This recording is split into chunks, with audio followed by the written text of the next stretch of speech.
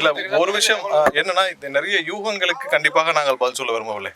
நிறைய யூகங்கள் வந்துட்டு இருக்கு, கண்டிப்பாக அதுக்கு பதில் விரும்பவில்லை. இன்னொன்று என்னன்னா, ஏதாவது இந்த மாதிரியான ஒரு அதாவது அறிவிப்பு வருதுன்னா எங்க கட்சியில கண்டிப்பாக அது அபிஷியல் அறிவிப்பாக இருக்கும். நிறைய யூகங்கள் நாங்க கடந்த 7-8 மாசமா பார்த்துட்டு இருக்கோம். நிறைய யூகங்கள் வந்து கண்டிப்பாக எதையும் யூகங்கள் அடிப்படையில் நாங்கள் கருத்து கூற விரும்பவில்லை. மற்றபடி வேற ஏதாவது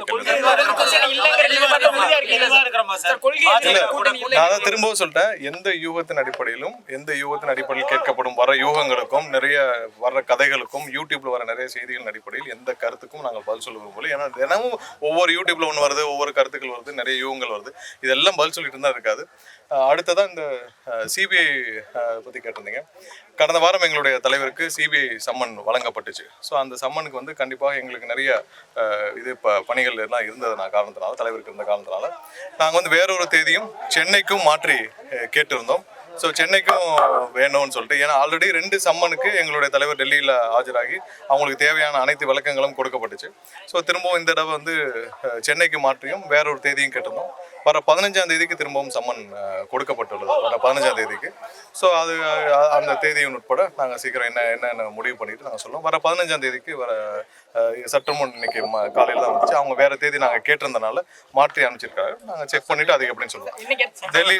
டெல்லிக்கு கொடுத்துருக்காங்க. ஏன்னா நாங்கள் கேட்டுக்கொண்டதன் அடிப்படையில் கொடுத்துருக்காங்க.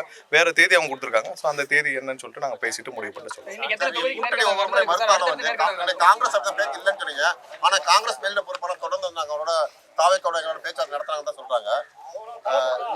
நிறைய இடத்துல இந்த அபிஷியல் பேச்சு இல்லாம இல்ல அபிஷியலா யாரும் பேசாம நிறைய யூகத்துல நிறைய விஷயங்கள் நிறைய பரப்பப்படும், நிறைய சொல்லப்படும். நிறைய நாங்க 6 மாசம் 8 மாசம் சொல்லிட்டு இருக்கோம். 8 மாசம் உங்களுடைய கேள்விகள் எல்லாம் நாங்க நிலையாக என்ன சொல்லணுமோ நாங்க சொல்லிட்டு இருக்கோம். எங்க சைடு இந்த மாற்றம் இல்லைன்னு சொல்லிட்டு. ஸோ அதே மாதிரிதான் இப்பவும் சொல்றோம். ஸோ அதனால எந்த யூகத்தின் அடிப்படையில் வர கேள்விகளுக்கும் பதில் சொல்ல முடியல. வேற ஏதாவது கரூர் சம்பவம் தொடர்பாக 17ஆம் தேதி ஆஜராகிறதுக்கு சம்மன் வழங்கப்பட்டிருக்குது. இல்லை, நான் அவருடைய ட்வீட்டை பார்த்தோம். ஏன்னா கடந்த வாரமே அது நிறைய செய்திகள் வந்துருந்துச்சு அவருக்கு கொடுத்தாங்கன்னு. ஏன்னா கண்டிப்பாக விசாரிக்கப்பட வேண்டிய முதல் நபர் செந்தில் பாலாஜி. ஏன்னா அவர் பல அமைச்சர்கள் மத்தியிலேருந்து வந்த குழுக்கள், ஏன் திரு நயினா நாகேந்திரன்னு சொல்லியிருந்தார் 41 பேர் கொலைக்கு முக்கிய குற்றவாளி செந்தில் பாலாஜின்னு சொல்லிட்டு. இதில் முக்கியமாக விசாரிக்கப்பட வேண்டிய முதல் நபரே செந்தில் பாலாஜி தான்.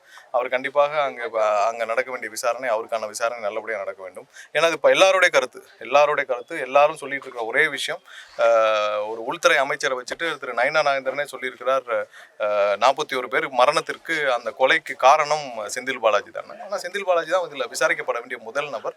கண்டிப்பாக இது அவருக்கு கொடுக்கப்பட்டுள்ள சம்மன், அவருக்கு கண்டிப்பாக ஆஜராகி கண்டிப்பாக தேவையான ஒத்துழைப்புகளை சிபிஐ கொடுக்கணும் வேண்டும். வேட்பாளர்கள் பட்டியல் எப்போ சார் வெளியே? இல்லை, அதெல்லாம் தலைவர் தான் முடிவு செய்வார். இப்போ தான் நேர்காணல் ஆரம்பிச்சிருக்கு.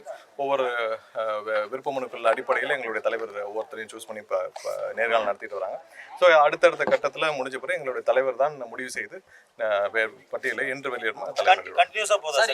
இல்லை, ஒவ்வொரு நாள் வேற வேற பணிகள் இருக்கும், மாற்றி மாற்றி இருக்கும். அடுத்தடுத்த பணிகள் எப்படி இருக்கோ அது தலைமையில் தான். இல்லை, 10,000க்கு மேற்பட்ட மனுக்கள் முதல் நாளே கொடுக்கப்பட்டுச்சு. ஒவ்வொரு நாளும் வந்து ஒவ்வொரு தொகுதியிலையும் எங்களுக்கு வந்து பார்த்தீங்கன்னா 150க்கும் மேற்பட்ட மனுக்கள் சராசரியாக ஒவ்வொரு தொகுதியிலையும் வந்திருக்கு. ஸோ அதெல்லாம் எடுத்து அதன் அடிப்படையில் யார் யாருக்கு என்னன்னு சொல்லி ஒரு தனி பட்டியலை தயாரிச்சு அதன் அடிப்படையில் தான் ஒவ்வொரு வேட்பாளர் யார் விருப்ப மனு கொடுத்தாலும் அதில் தகுதி வாய்ந்தவர்களை ஒவ்வொருத்தரையும் கூப்பிட்டு எங்களுடைய தலைவர் வந்து ஒவ்வொருத்தர் தனித்தனியாக செஞ்சுட்டு வர்றார். இன்னும் வர்ற கட்டங்களில் நம்ம பல தொகுதிகள் இருக்குது. ஒவ்வொன்றையும் முடிச்ச பிறகு கண்டிப்பாக முழு பட்டியல் எங்கள் ஃபைனலைஸ் ஆன பிறகு எங்களுடைய தலைவர் வெளியிடுவார். 7வது முறை இல்லை, இதுக்கப்புறம் எப்பயுமே வந்து திமுக தான் ஆட்சி அமைக்கும். இல்லை, திமுக இந்த 5 வருஷம் என்ன செஞ்சிச்சுன்னு எல்லாருக்குமே தெரியும். 5 வருஷமா ஏதாவது ஒரு தரப்பு மக்கள் சந்தோஷமா இருக்கான்னு சொல்லுங்க. நேற்று நடந்த மாநாடு வந்து அவங்களுடைய மாநாடு இல்லை, அது அவங்களுடைய பண திமிரை காட்டின ஒரு இடம். ஏதாவது ஒரு இடம், அதாவது நேற்று நடந்த மாநாடுக்கு குறைந்தபட்சம் 250 கோடிக்கு மேலே செலவு செய்திருப்பார்கள் திமுக அமைச்சர்கள், அங்கிருந்த அமைச்சர்கள். இதெல்லாம் எங்கேருந்து வந்து ஏற்கனவே அங்கே இருக்கிற அமைச்சரை பாராட்டினார். நேற்று வந்து சொன்னார், அதாவது மாநாடுனா நேருனா மாநாடுனாரு. இதே நேரு அவர்கள் மீது 3000 கோடிக்கு மேலே ஊழல் செய்தாக இடியில் வழக்கு இருக்கு. இடியில் வந்து அவங்க கம்ப்ளைண்ட் அமைச்சிருக்காங்க. இது வரைக்கும் டிவிஎஸ்சிக்கு சிறைக்கு அவங்க வந்து அமிச்சு இதுவரை வழக்கு தொடுக்கப்படவில்லை. ஸோ அப்படி ஒரு நபர் நடத்தும் ஒரு மாநாடு, அதில் எத்தனை 100 கோடி செலவு செய்யப்பட்டிருக்கும். நேற்று நடந்தது வந்து அவங்களுடைய பண பலத்தை, அவங்களுடைய பண திமிரை காட்டும் ஒரு மாநாடு. எதுவுமே கிடையாது. எல்லா இடத்துலையும் மொபிலைஸ்டு கிரௌடு, எல்லா இடத்துலையும் அவங்க வந்து பஸ்ஸால் அரசு பஸ் வாகனங்களையும் அரசு பஸ்களையும் வச்சு ஒவ்வொரு கன்னியாகுமரியிலேருந்து கும்மிடிப்பூண்டி வரைக்கும் இருக்கிற அனைவரையும் கொண்டு வந்து மொபிலைஸ் பண்ண ஒரு மாநாடு. இது ஒன்றும் பெரிய வெற்றியில் இல்லை. அவர்கள் இதே மாதிரி தான் வந்து திருச்சியில் கலைஞர் இருக்கிறப்ப ஒரு மாநாடு போட்டார். அதான் அவங்களுடைய தோல்விக்கு காரணமாக இருந்தது. அந்த மாநாடு 100 கோடி ரூபா செலவு பண்ணி அந்த 10-15 வருஷத்துக்கு முன்னாடியே கலைஞர் போட்டார். அதுதான் தோல்விக்கு காரணமாக இருந்தது. இதுவும் இந்த நேற்று நடந்த மாநாடு இவ்வளவு ஒரு பணபலத்தோடு 200 கோடிக்கு மேலே செலவு செய்வது போட்டப்பட்ட ஒரு மாநாடு. இதுவும் இந்த மாநாடே அவர்களுக்கு தோல்விக்கான காரணமாக இருக்கும். மக்கள் படும் கஷ்டத்தில் நேற்று வந்து இப்போ சமையல் எரிவாயு கிடைக்காம ஒவ்வொருத்தலையும் கஷ்டப்பட்டுருக்காங்க. இவ்வளோ கஷ்டத்துக்கு நடுவில் 200 கோடிக்கு மேலே செலவு பண்ணி ஒரு மாநாடு போகிறாங்கன்னா இந்த மாநாடு தான் திமுகவுக்கு தோல்விக்கே காரணமாக இருக்கும். ஆளுங்கட்சி திமுக வந்து 28 கட்சிகளோட கூட்டணி அமைச்சு போட்டி போடுறாங்க. கேட்டா வந்து எங்களுக்கு வந்து யாருக்கும் பயம் கிடையாது, அவங்க ஆட்சி பயம் இல்லாதவங்க, அவங்க நம்பிக்கை இல்லாம யாரும் அந்த எந்த கட்சியும் போகல அப்படின்னு சொல்றாங்க. பயம் இல்லாதவங்க எதுக்கு 28 கட்சியோட கூட்டணி சேரணும்? நாளைக்கு ஒன்றும் இல்லை சகோதரர், நீங்க இருக்கீங்க, நீங்க ஒரு கட்சி ஆரம்பிச்சுட்டு போங்க, கண்டிப்பா உங்களுக்கு ஒரு சீட்டு உறுதியா இருக்கும் திமுக கூட்டணியில. யாருக்கும் இவ்வளவு பயம் இல்லைன்னா எதுக்கு அவங்க 28 கட்சியில கூட்டணி வைக்கணும்? யாரையாவது ஒருத்தர் வெளியேற விடுறாங்களா? யாராவது ஒருத்தர் ரோட்ல போடுறாங்களா? எல்லாரையும் கூட்டு வச்சு கூட்டணி போட்டிருக்காங்க. 28 கட்சியோட கூட்டணி வச்ச ஒருத்தர் பார்த்திருக்கீங்களா? அது ஆளுங்கட்சியாக இருக்கிறவர்கள் 28 கட்சிக்கு பிரிச்சு கொடுத்தா 28 சின்னமா, 28 சின்னத்தை கொண்டு போய் என்னைக்கு இவங்க போய் வேலை பார்க்க முடியும்? இது எல்லாம் அவங்களுக்கான தோல்வி பயத்தை காட்டுது. இப்போ தமிழக வெற்றி கழகம் வந்த பிறகுதான் இந்த பயமே தவிர அதுக்கு முன்னாடிலாம் அவங்களுக்கு இந்த மாதிரியான கூட்டணி எல்லாம் வைத்திருக்க மாட்டார்கள். இப்போதான் அவங்களுக்கு என்ன, இன்னமும் அவங்களுக்கு கான்ஃபிடண்டா இல்லை. அவங்களுக்கு தெரியும் அவங்க தோக்க போறாங்கன்னு. 30 தொகுதிக்கு மேலே 25-30 தொகுதிக்கு மேலே திமுக ஜெயிக்க போவதில்லைன்னு அவங்க நல்லாவே தெரியும். அவங்க அமைச்சர்களுக்கும் நல்லாவே தெரியும். கண்டிப்பாக திமுக 25-30 தொகுதி தாண்டாது. இது மக்களுக்கும் நல்லா தெரியும். அதனாலதான் வந்து ஒவ்வொரு இடத்துலையும் யாரு வச்சாலும் நாளைக்கு நீங்களே சகோதரர் போய் ஒரு கட்சி ஆரம்பிச்சுட்டு போய் நின்னீங்கன்னா உங்களுக்கும் கூட்டணியில் சேர்த்து 29வது கட்சியா உங்களுக்கு ஒரு சீட்டு கொடுப்பார். அதுல எந்த சந்தேகமும் இல்லை. அது அப்படிதான் இருக்கும். கடைசி வரைக்கும் அவங்க வந்து யாரு வந்தாலும் சேர்த்துக்கொள்வார்கள். நாளைக்கு இன்னொரு கட்சி பாரதிய ஜனதா கட்சி வந்தாலும் அவங்க சேர்த்துக்குருவாங்க. அப்படிதான் இருக்கும். ஆமா, தமிழகம் முழுவதும் இந்த போராட்டம் வந்து எங்க அனைத்து வருவாய் மாவட்ட தலைநகரிலும் தமிழகம் முழுவதும் எங்களுடைய கட்சி சார்பாக தலைவர் வந்து அறிவிச்சிருக்கிறார்.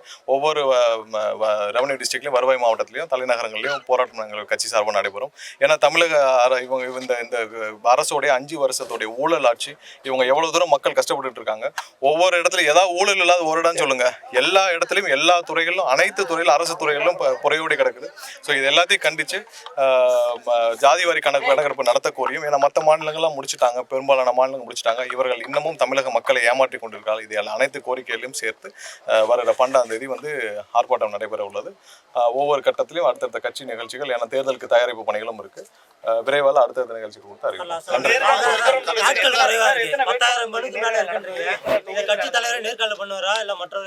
கண்டிப்பா எல்லா நேர்காலும் கட்சி தலைவர் மட்டும்தான் பண்ணுவார். கட்சி தலைவர்கிட்ட தான் நேர்காணல் நடக்கும். முடிவு செய்யறதும் கட்சி தலைவர் தான் நடக்கும். எல்லா காலகட்டத்திலும் ஆர்ப்பாட்டங்கள் எங்களுடைய கட்சி சார்பாக எங்கெங்க தேவையோ கண்டிப்பா நடந்துட்டு இருக்கு. எங்கெங்க கண்டனம் கொடுக்க வேண்டுமோ கண்டன குரல்லாம் வந்துட்டு இருக்கு. ஆர்ப்பாட்டங்கள் எங்கெங்க தேவையோ கடைசியா ஒரு மாதத்துக்கு முன்னாடி தமிழகம் முழுவதும் ஆர்ப்பாட்டங்கள் நடைபெற்றது. எங்கெங்க தேவையோ கண்டிப்பா நடைபெற்று இருக்கு. தேவைப்படும் பொழுது கண்டிப்பா அதுல செஞ்சுட்டே இருப்போம்.